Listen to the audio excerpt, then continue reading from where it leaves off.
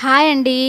మనము మినపప్పుతో వడలు తింటూ ఉంటాం. కానీ ఈరోజు కాస్త కొత్తగా పెసరపప్పుతో వడలు చేసుకొని తిందామా? గిన్నెలో ఒక కప్ పెసరపప్పు వేసేసి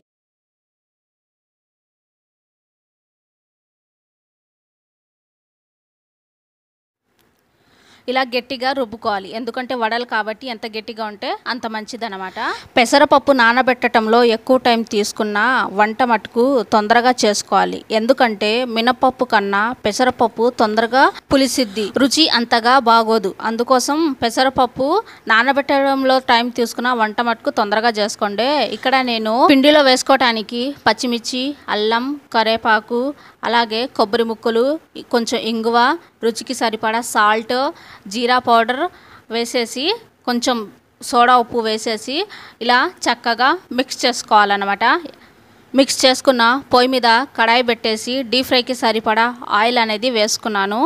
ఆయిల్ అనేది బాగా వేడెక్కిన తర్వాత నేను వడలు అనేది ఏ విధంగా వేస్తున్నానో చూడండి. టీ గరిటెతో నేను వడలు అనేది వేస్తున్నాను. ఒక గిన్నెలో వాటర్ అనేది తీసుకొని ఆ టీ గరిటె వచ్చేసి అందులో ముంచేసి గరిటె మీద వడల పిండి వేసేసి అలా ఆయిల్లో వేస్తే గరిటెకి ఇంత కూడా తగలకుండా ఆయిల్లో వేయంగానే ఇలా పైకి చక్కగా పొంగుతుంది చూడండి. ఈ ట్రిక్ మీకు నచ్చితే కనుక ట్రై చేయండి. చూడండి, చాలా దగ్గరగా చూపిస్తున్నాను. ఇందాక దూరం నుంచి చూపించాను కదా, చాలా జూమ్ చేసి చూపిస్తున్నాను. చూడండి ఎంత బాగా వచ్చాయో వడలు, బాగా పొంగాయి అనమాట. ఆయిల్లో ఇలా వేయంగానే బుస్సుమని పైకి తేలుతుంది. ఆయిల్ కూడా బాగా వేడిగా ఉండాలన్నమాట. చల్లగా ఉంటే అడుగు అంటుకుపోయి పైకి అనేది తేలదు. నేను చెప్తున్నానని కాదు, చాలామందికి తెలుసు.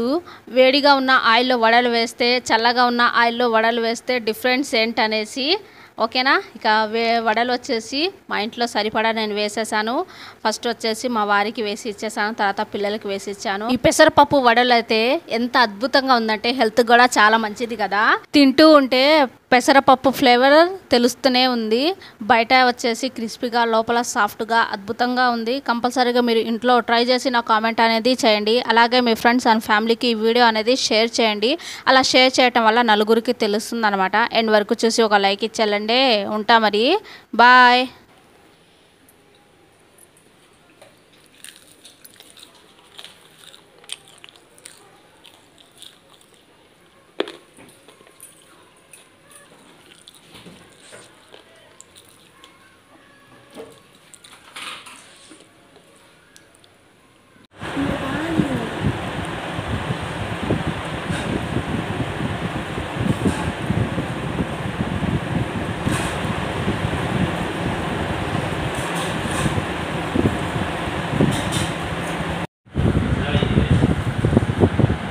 హీరో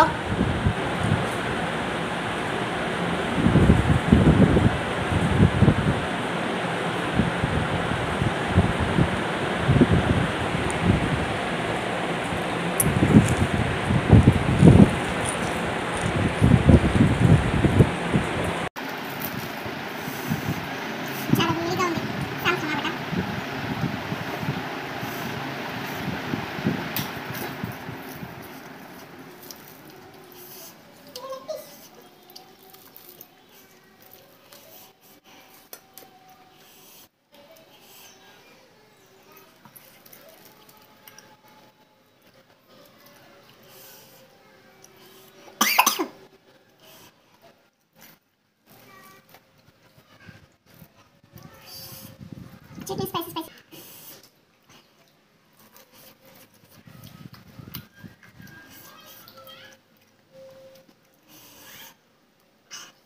వేడిగా ఉంది.